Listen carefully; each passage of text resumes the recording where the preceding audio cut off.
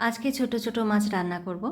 এটা হচ্ছে কাচকি মাছ। এখানে প্রায় 250 গ্রামের মতো কাচকি মাছ আছে। মাছটা ভালো করে ধুয়ে নিয়েছি, পেটটা একটু গেলে নিয়েছি।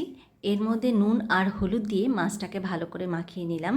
হলুদটা একটু বেশি করে দিচ্ছি, প্রায় 2.5 চামচের মতো হলুদ নিয়েছি। এর মাঝে আমি কড়াই বসিয়ে দিয়েছি, কড়াইটা গরম হয়ে এসছে। আমি এর মধ্যে রিফাইন তেল দিচ্ছি, আপনারা চাইলে সর্ষের তেলও ব্যবহার করতে পারেন। প্রায় 6-7 চামচ আমি এখানে তেল দিয়েছি।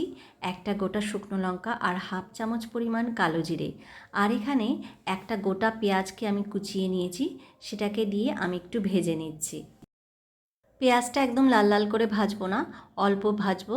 সামান্য একটু নুন দিচ্ছি, এতে করে মজে আসবে। এরপর আমি এর মধ্যে একটু সবজি দেব। এখানে আমি কতগুলো ডাঁটা নিয়ে নিয়েছি। ডাঁটাটাকে ছোট ছোট করে কেটে নিয়েছি। 2টো পটল একদম আলু ভাজার মতো কেটেছি, আর একখানা আলু নিয়েছি ছোট ছোট পিস করে, এরকম আলু ভাজার মতো ওগুলোকেও কেটে নিয়েছি।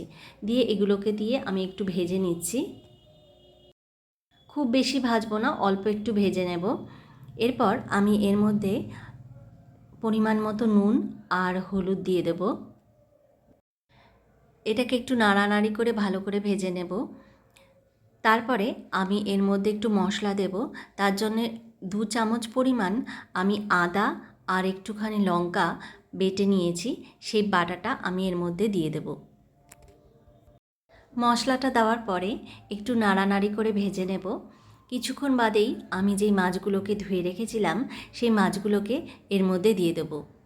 আর বেশি ভাজবো না। এখন উনুনের ফ্লেমটা একটু কমিয়ে নিয়েছি, মাছগুলোকে ওপর দিয়ে দিলাম। এরপরে আমি এর মধ্যে 2 চামচ পরিমাণ সর্ষে বেটে রেখেছিলাম, সেই সর্ষেটা এর মধ্যে দিয়ে দিচ্ছি। এটা সাদা সর্ষে। আর বাটিটা ধুয়ে একটুখানি জল দিয়ে দিলাম। আর একটা টমেটো কুচিয়ে রেখেছিলাম, সেই টমেটোটাকে দিয়ে দিচ্ছি, একদম স্লাইস করে কুচিয়ে রেখেছি। 1/2 চামচ পরিমাণ শুকনো খোলায় জিরে, ভাজা জিরে গুঁড়ো দিয়ে দিলাম, 1/2 চামচ পরিমাণ ধনের গুঁড়ো, আর 1/2 চামচ পরিমাণ গরম মশলা দিচ্ছি। এতে করে ফ্লেভারটা বেশ ভালো আসবে। ফ্লেমটা কম আছে। এর মধ্যে আমি ভালো করে এগুলোকে মিক্স করে নিচ্ছি, সব মশলাগুলোর সাথে যাতে মাছগুলো ভালোভাবে মিশে যায়।